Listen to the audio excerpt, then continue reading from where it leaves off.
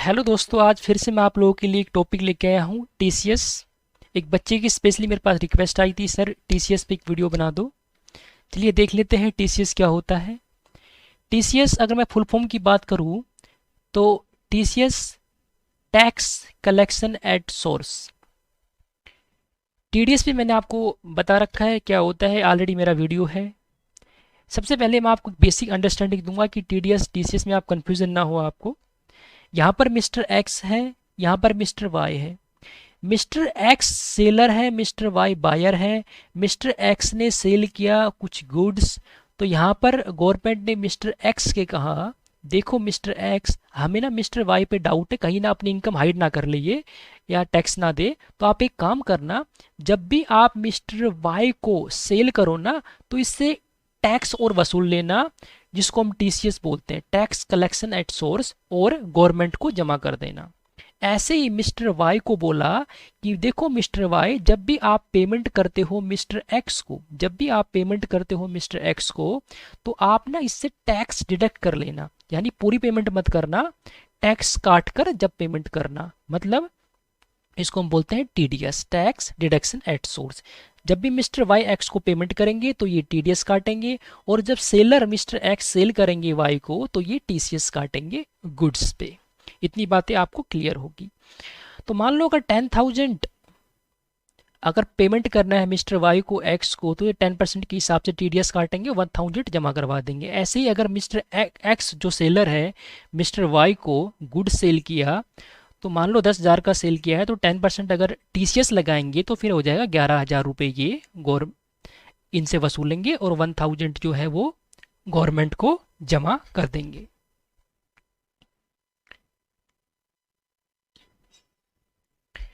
तो mister x जब भी सेल करेंगे गुड्स, टीसीएस कलेक्ट करेंगे और गवर्नमेंट को जमा कर देंगे। देखो अगर टीसीएस जो है अगर वो चालान के साथ जमा होता है, टीसीएस अगर जमा किया जाता है चालान के साथ, तो 7 दिन के अंदर जमा करना होता है। नेक्स्ट ऑफ सेवन्थ यानी जब महीना ख़त्म होगा, उसके महीने ख़त्म होने के 7 दिन के अंदर, यानी 7th ऑफ नेक्स्ट मंथ आप कह सकते हो, महीना ख़त्म होने के 7 दिन के अंदर पेमेंट करनी होती है। अगर विदाउट चालान होता है तो सेम डे जमा कराना होता है, आगे मैं आपको बताऊंगा। फिलहाल तो सर आप ये कहना चाह रहे हो कि जो सेलर है जब भी ये बायर को कुछ गुड सेल करेगा, मान लो मिस्टर ए है, मिस्टर बी को इन्होंने सेल किया गुड्स, तो मिस्टर ए जो है वो टैक्स कलेक्ट करेंगे टीसीएस फॉर्म के अंदर और गवर्नमेंट को जमा कर देंगे। तो सर बात ये निकल के आई कि सेलर टैक्स वसूलेंगे बायर से। तो जो टैक्स कलेक्ट करता है उसको हम बोलते हैं कलेक्टर, जो टैक्स कलेक्ट करेगा उसको हम बोलते हैं कलेक्टर, यानी यहाँ पर सेलर जो है वो क्या हो जाएगा, कलेक्टर हो जाएगा सेलर, और जिससे टैक्स लिया जा रहा है वो हो जाएगा कलेक्टी। तो टैक्स कलेक्टर जो टैक्स ले रहा है, तो टीसीएस जब सेलर सेल करेगा तो टीसीएस वसूलेगा, गवर्नमेंट को जमा कर देगा। और टीडीएस की मैं बात करूं तो टीडीएस जब पेई को कुछ पेमेंट करता है स्पेसिफाइड, तो वो डिडक्ट कर लेता है टीडीएस। लेकिन हमारा आज का मुद्दा है टीसीएस। तो सर आप ये कहना चाह रहे हो कि जो सेलर होता है जब भी ये बायर को सेल करता है सर्टेन गुड्स, तो ये टीसीएस लेगा बायर से और गवर्नमेंट के ऑफिस में जमा कर देगा। वो टीसीएस कटेगा एक स्पेसिफाइड रेट से, वो रेट क्या होती है मैं आगे आपको एक्सप्लेन कर देता हूँ। तो अगला जो हमारा नेक्स्ट टॉपिक है वो टीसीएस रेट का ही है, एक चार्ट है फाइनेंशियल ईयर 2021 का, असेसमेंट ईयर 21-22। सेक्शन 206C1 बोलता है कि sellers are required to collect tax from buyers at specified rates, कि जो सेलर है वो बायर से टैक्स कलेक्ट करेंगे एक स्पेसिफाइड रेट से, और स्पेसिफाइड गुड्स के ऊपर। कौन कौन से वो गुड्स है, रेट्स क्या है, हम देख लेते हैं। सबसे पहले ये कवर होते हैं सेक्शन 206C के तहत। सबसे पहले alcoholic liquor for human consumption, आप सभी को पता है इसके पीछे तो पूरी दुनिया दीवानी है, एल्कोहलिक लीकर पर मुझे पीने का शौक नहीं। तो अल्कोहलिक लीकर अगर ह्यूमन कंजम्पशन के लिए सेल किया जाता है, तो ऐसे केस में देखो रेट यहाँ पे 2 लिखे हुए हैं मैंने। एक रेट वो है जो 13 मई तक है, यानी 1 अप्रैल 2020 से लेके 13 मई 20 तक है, और कोरोना की वजह से कुछ रेट से अंदर कुछ एसएससी को छूट दी गई थी, तो रेट कम किए गए थे 13 मई के बाद, यानी 14 मई 20 से लेकर 31 मार्च 21 तक रेट अलग है। तो मैंने आपको बताया कि अगर alcoholic liquor for human consumption अगर सेल किया जाता है तो ऐसे केस में 13 मई तक जो टीसीएस रेट था 1%, उसके बाद भी 1% ही रहा इसमें, क्योंकि इसके पीछे पूरी दुनिया दुनिया दीवानी है। तो तो खरीदने वाले को कोई फर्क नहीं पड़ने वाला, चाहे कोरोना हो चाहे कुछ हो, उसको तो लेना है ये आइटम। उसके बाद तेंदू लीव्स आपको पता है जो बीड़ी वगैरह होती है उनमें बनाने में इनको यूज किया जाता है, रैपर में इनको यूज किया जाता है। तो तेंदू लीव्स की अगर सेल होती है तो सेलर 5% टीसीएस वसूलता था 13 मई 20 तक, और उसके बाद जो इसका रेट चेंज हो गया 3.75%। उसके बाद अगर टिम्बर ऑब्टेन किया जाता है किसी फॉरेस्ट लीज के तहत, तो टिम्बर की केस में, टिम्बर आपको पता है हम घर में आप देखते हो फर्नीचर वगैरह तो इससे ये टिम्बर से ही बनते हैं, लकड़ी से ही बनते हैं। तो टिम्बर के केस में जो टीसीएस कलेक्ट किया जाएगा सेलर द्वारा वो 2.5% है, और उस 13 मई के बाद यानी 14 मई को 1.875% है। इसके अलावा अगर कोई अदर फॉरेस्ट प्रोड्यूस को सेल किया जाता है तो उसमें भी यही रेट चलेगा। उसके बाद स्क्रैप, आप सभी को पता है कोई स्क्रैप का अगर सेल होता है तो जो सेलर है वो 1% जो है टीसीएस कलेक्ट करेगा, और 13 मई के बाद रेट में कुछ चेंजेस हुआ था, कमी हुई थी 0.75%।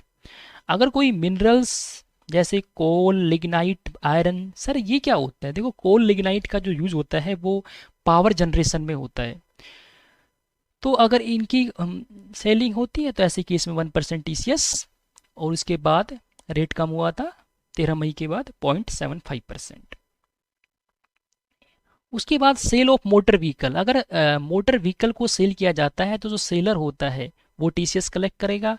ध्यान ये रखना है कि सेक्शन 2061F ये बोलता है कि अगर मोटर व्हीकल को सेल किया जाता है और उस मोटर व्हीकल की जो वैल्यू है वो 10 लाख से ज़्यादा है तो ऐसे केसेस में 1% टीसीएस, और बाद में 13 मई के बाद 0.75% टीसीएस रेट है। उसके बाद सेक्शन 206C1H ये बोलता है कि अगर सेल किया जाता है गुड्स का, सेल हो रहा है गुड्स का और उसकी वैल्यू, गुड्स की वैल्यू अगर 50 लाख से ज़्यादा है, भले पूरे साल की मिला के हो इन एग्रीगेट, लेकिन यहाँ पर एक्सपोर्ट नहीं आएगा, तो अगर गुड्स को सेल किया जा रहा है उसकी वैल्यू 50 लाख से ज़्यादा है तो ऐसे केस में भी टीसीएस लग जाएगा 0.1%, और 13 मई के बाद 0.075%। अगर यहाँ पर बायर जो है वो अपना पैन सबमिट नहीं करता है तो जितना रेट है टीडीएस का एक्ट में उसका डबल और 1% दोनों में जो ज़्यादा होगा वो लग जाएगा। ध्यान ये देना है कि अगर बायर जो है वो अगर वो टीडीएस डिडक्ट कर लेता है तो फिर सेलर टीसीएस नहीं लेगा। उसके बाद कुछ और भी ट्रांजैक्शन है जिसके ऊपर टीसीएस लगता है। Lease license of parking lot, toll plaza और माइन, आप सभी को पता है पार्किंग लॉट के बारे में, जहाँ पे आप बाइक खड़ी करते हो, टोल प्लाजा आप रोड पे चलते हो आपको पता है, माइन आपको पता है जहाँ पर कोयले वगैरह निकाले जाते हैं। तो क्या बोला, मान लो यहाँ पर मिस्टर एक्स है ये एक पर्सन है, और यहाँ पर मिस्टर वाई है ये एक पर्सन है। तो मिस्टर एक्स ने मिस्टर वाई को या तो पार्किंग लॉट दिया या मान लो टोल प्लाजा दिया या माइन दी, किसके लिए? बिजनेस करने के लिए। तो यहाँ पर मिस्टर वाई यूज़ करेंगे पार्किंग लॉट को या टोल प्लाजा या माइन को। तो मान लो अगर कोई लाइसेंस दिया है मिस्टर एक्स ने वाई को, तो ये मिस्टर एक्स बन जाएगी लाइसेंसर और जो लाइसेंस ले रहा है वो हो जाएगा लाइसेंसी। अगर माइन दी है लीज पे तो यहाँ पर मिस्टर एक्स हो जाएंगे लेजर, ये हो जाएंगे लेजी। लेकिन यहाँ पे ध्यान रखना है मिस्टर वाई यानी जो पर्सन ये parking lot toll plaza mine ले रहे हैं, यहाँ पर पब्लिक सेक्टर कंपनी नहीं आती, पब्लिक सेक्टर कंपनी यहाँ पर बायर नहीं हो सकता। ये ध्यान आगे, हालांकि मैंने एक लिस्ट बनाई हुई है मैं आपको पूरा ब्रीफली एक्सप्लेन कर दूंगा। तो यहाँ पर मिस्टर एक्स जो parking lot toll plaza mine जो दे रहे हैं मिस्टर वाई को बिजनेस पर्पज़ के लिए, तो यहाँ पर जब भी वो पेमेंट रिसीव करेंगे तो वो टैक्स कलेक्ट करेंगे मिस्टर वाई से, मिस्टर एक्स मिस्टर वाई से टैक्स कलेक्ट करेंगे 2% के हिसाब से 13 मई तक। उसके बाद 1.5% रेट चेंज हो गया था कोविड की वजह से।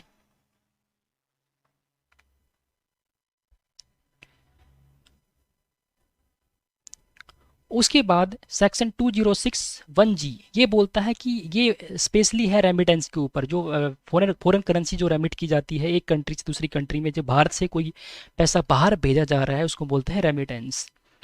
तो इसमें क्या बोला गया, अथोराइज डीलर ये क्या होते हैं, जो ये फॉरेन एक्सचेंज में डील करते हैं, और इनको आरबीआई जो है ना section 10 sub section I think 1 है, उसमें आरबीआई ना इनको अथोराइज कर रखा है किसके लिए, फॉरेन एक्सचेंज में डील करने के लिए। फैमा एक्ट 1999 के तहत एक सेक्शन है 10, उसके तहत आरबीआई ने इनको अथोराइज कर रखा है कि आप फॉरेन एक्सचेंज में डील कर सकते हो। तो ये जो अथोराइज डीलर है, मान लो ये आरबीआई की कोई स्कीम है, liberalise remittance scheme, liberalise remittance scheme, इस स्कीम के तहत अगर कोई ये अमाउंट रेमिट करते हैं किसी बाहर, तो ऐसे केस में ये अथोराइज डीलर भी टैक्स कलेक्ट करेंगे 5% के हिसाब से। लेकिन ये टैक्स टीसीएस तभी वसूल करेंगे अगर वैल्यू 7 लाख से ज़्यादा है फाइनेंशियल ईयर के अंदर। अगर ध्यान ये देना है आपको कि टीसीएस जो लगेगा वो 7 लाख से ऊपर की वैल्यू पे होगा, यानी जो एक्सेस अमाउंट होगी उस पे लगेगा। मान लो कि अथोराइज डीलर जो है वो 10 लाख रेमिट करते हैं, तो जो 7 लाख से ऊपर होगा, यानी 3 लाख है, 7 लाख से ऊपर कितना अमाउंट है, 3 लाख है, 3 लाख पे ही 5% टीसीएस वसूला जाएगा। और ये 1 अक्टूबर 2020 से आ गई थी स्कीम, इसको इंट्रोड्यूस किया गया था। ऐसे ही अगर कोई सेलर है वो कोई ओवरसीज टूर प्रोग्राम पैकेज को सेल करता है बायर को। सर ये क्या होता है टूर प्रोग्राम पैकेज, मतलब मान लो कि मेरा मन कर रहा है अपनी फैमिली के साथ कि मैं श्रीलंका घूमने जाऊं, तो जब मैं श्रीलंका घूमने जाऊंगा तो मुझे एक पैकेज बाई करता हूं मान लो मैं सेलर से, तो उस पैकेज के अंदर मेरा ट्रैवल का एक्सपेंस आएगा, मैं वहाँ पे मेरा बोर्डिंग लॉजिंग है ना, और मेरा होटल में स्टे करने का खर्चा आएगा, तो ये सारा इस पैकेज के थ्रू आता है। तो जब भी मैं ये पैकेज मैं बाई करूँगा अपनी फैमिली के लिए, तो मुझे जो सेलर होगा वो मुझसे जो अमाउंट होगी बेसिक उसके साथ एडिशनल वो मुझसे टैक्स भी लेगा, टीसीएस टैक्स कलेक्ट कर लेगा 5% के हिसाब से।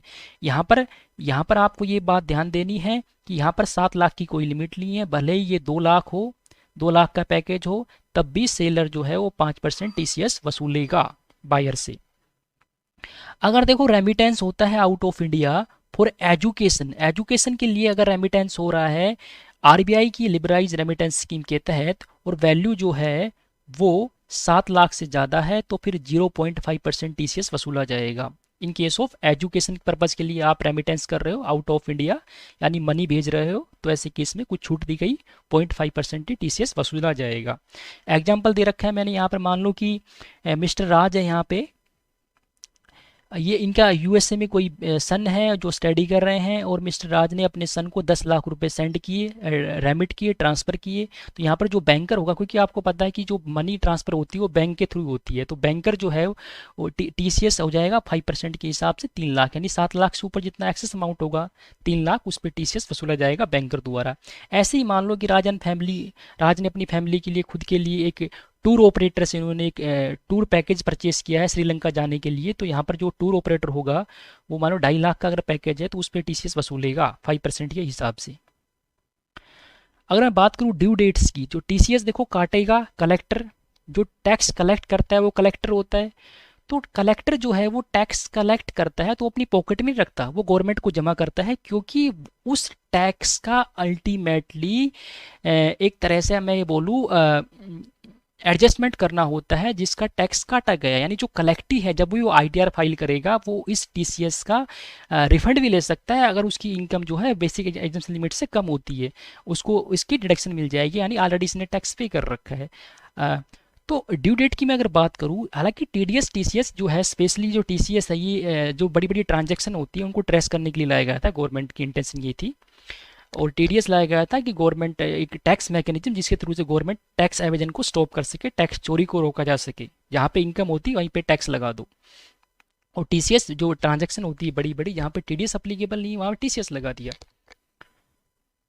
तो ड्यू डेट की बात करूँ मैं, तो टीसीएस पेमेंट जो डिपॉजिट होता है टीसीएस का, गवर्नमेंट और नॉन गवर्नमेंट दोनों के लिए अलग अलग डेट है। अगर मैं बात करूँ गवर्नमेंट कलेक्टर, अगर कलेक्टर जो है वो गवर्नमेंट, यानी जो टीसीएस कलेक्ट कर रहा है वो गवर्नमेंट है, तो क्या बोला गया कि 7th ऑफ नेक्स्ट मंथ, यानी जिस महीने में काटा जा रहा है उस महीने के ख़त्म होने के अगले महीने की 7 तारीख तक जमा करवाना पड़ेगा टीसीएस। अगर इनकम टैक्स चालान के साथ जमा किया जा रहा है टीसीएस तो 7 तारीख होगी अगले महीने की। अगर देखो विदाउट इनकम टैक्स चालान जमा हो रहा है तो फिर 281 चालान होता है, इनकम टैक्स का चालान होता है 281। अगर इनकम टैक्स चालान 281 जो टीसीएस के लिए होता है, अगर इनकम टैक्स चालान 281 के तहत अगर टीसीएस जमा होता है तो अगले महीने की 7 तारीख तक जमा कर सकते हैं। लेकिन अगर सेम डे जमा करना हो तो एक फॉर्म होता है 24G सेम डे भी, तो उस केस में विदाउट अगर चालान है तो सेम डे जमा करना होगा, ड्यू डेट हो जाएगी same day for government collector के लिए।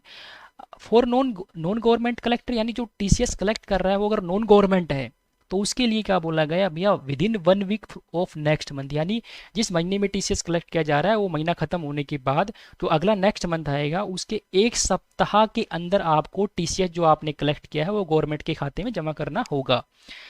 यहाँ पर 1 वीक लिखा है, आप कॉमन सी बात है, 1 वीक में 7 दिन ही होते हैं, हमने तो सुना नहीं कभी 5 दिन होते हैं 4 दिन होते हैं। आप भी एस्टिमेट कर सकते हो कि एक सप्ताह में कितने दिन होते हैं, तो 7th ऑफ नेक्स्ट मंथ भी बोल सकते हैं यहाँ पे हम, लेकिन यहाँ पर लो में लिखा हुआ है 1 वीक, तो मैंने यहाँ पर 1 वीक लिख दिया। अब देखो मैंने आपको बताया कि टीसीएस जो काटता है, टीसीएस जो कलेक्ट करता है कलेक्टर, वो गवर्नमेंट को जमा कर देता है, ठीक है, विद चालान कर रहा है विदाउट चालान कर रहा है, ड्यू डेट पे जमा कर देगा। और हर क्वार्टर के ख़त्म होने पे ये जो टीसीएस कलेक्ट करने वाले हैं ये एक रिटर्न फाइल करते हैं जिसके अंदर ये बताते हैं कि हमने ना इस पैन कार्ड के अगेंस्ट इस रेट से इतना टीसीएस कलेक्ट किया है, ताकि जब भी पर्सन, यानी जब भी जो कलेक्टी है जिसका टीसीएस कलेक्ट किया गया है, जब भी वो इनकम टैक्स रिटर्न फाइल करेगा तो ये इसका एडजस्टमेंट कर सकता है इस टीसीएस का। सर एडजस्टमेंट मतलब मान लो कि जिस पर्सन का टीसीएस कट रहा है उसकी एक्चुअल में टैक्स लायबिलिटी आती है 10,000, उसने ऑलरेडी टैक्स टीसीएस जमा कर रखा है 2,000, तो अब लायबिलिटी कितनी हो जाएगी उसकी 8,000, क्योंकि ये तो टैक्स ऑलरेडी उसने पे कर रखा है।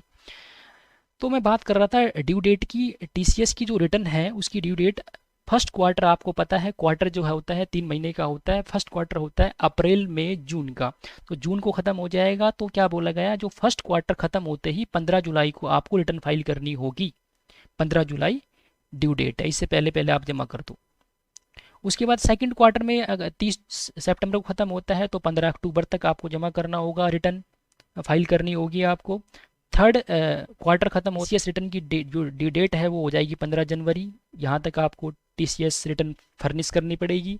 लास्ट क्वार्टर है 31 मार्च, इसमें थोड़ा छूट दी गई एसएससी को, क्योंकि आप सभी को पता है कि साल के एंड में बुक्स ऑफ अकाउंट्स जो है क्लोज होते हैं, ऑडिट का पंगा होता है, तो ऐसे केस में कुछ छूट दी गई। इनको बोला कि आप 15 अप्रैल की बजाय आप 15 मई तक आप रिटर्न फाइल कर सकते हो टीसीएस की। अब मैं बात कर लेता हूँ सेलर की। देखो सेलर का मीनिंग क्या होता है, सेलर का मतलब होता है central government, state government, local authority, corporation authority जो इस्टेब्लिश है सेंट्रल स्टेट गवर्नमेंट के अंदर, कंपनी हो, कोई फर्म हो, कोऑपरेटिव सोसाइटी हो, इंडिविजुअल एचयूएफ हो जिसका सेल्स या ग्रोस रिसीट या टर्नओवर जो है वो 1 करोड़ से ज़्यादा हो, या प्रोफेशन के केस में 50 लाख हो, मतलब जिसका ऑडिट होता है उनको कवर किया गया है यहाँ पर। अगर मैं बात करूँ बायर की, तो बायर का मतलब, बायर में बोला कि बायर में ये नहीं आएंगे बाकी सब आएंगे, बायर में पब्लिक सेक्टर कंपनी नहीं आएगी, सेंट्रल गवर्नमेंट नहीं आएगी, स्टेट गवर्नमेंट नहीं आएगी, हाई कमीशन नहीं आएगा। हाई कमीशन क्या होता है सर, देखो जो ग्रुप ऑफ ऑफिशियल्स होते हैं जो दूसरी कंट्री में जाते हैं, मतलब भारत के कोई लोग जो ऑफिशियल्स है वो अगर बाहर की कंट्री में जाके अपनी कंट्री को रिप्रेजेंट करते हैं तो वो एक कमीशंस होते हैं, उनका जो हेड होता है उनको बोलते हैं हाई कमीशंस। अगर कोई पर्सनल कंजम्पशन के लिए कोई लिया जा रहा है तो वो बायर में नहीं आएगा, कोई लोकल अथॉरिटी है वो ट्रेड रिप्रेजेंटेशंस और फॉरेन स्टेट वो नहीं आएगा, क्लब, सोशल क्लब या स्पोर्ट्स क्लब भी बायर में नहीं आएंगे। अगर देखो गुड्स की वैल्यू 50 लाख से ज़्यादा है तो ऐसे केसेस में बायर का मतलब, तो इसमें बोला कि बायर में शामिल नहीं है central government, state government, high commissions और ट्रेड रिप्रेजेंटेटिव या कोई क्लब्स। अगर सेलर की बात करूं, मैं बात कर रहा हूँ sale of goods of value 50 lakh, अगर वो सेल हो रही है गुड्स की और उसकी वैल्यू 50 लाख से ज़्यादा है तो यहाँ पर सेलर का मीनिंग क्या होगा, अगर उस सेलर की टोटल सेल्स या ग्रोस रिसीट या टोटल टर्नओवर जो है वो प्रीसीडिंग फाइनेंशियल ईयर, यानी जिस साल में वो टीसीएस कलेक्ट कर रहा है उससे पहले की साल में अगर उसका टर्नओवर 10 करोड़ से ज़्यादा है तो ही वो टीसीएस कलेक्ट, तो ही वो सेलर माना जाएगा। ये मैंने हाई कमीशन की बता रखा, क्या होता है कि जब एक मिशन सेंड किया जाता है from one commonwealth to other country, एक कंट्री दूसरी कंट्री में, या फिर ग्रुप ऑफ ऑफिसर्स जो होते हैं जो रिप्रेजेंट करते हैं एक कंट्री, अपनी कंट्री को किसी और कंट्री के अंदर। तो लेक्चर अच्छा लगा हो तो लाइक करना, शेयर करना, कमेंट करना। ओके बच्चों, थैंक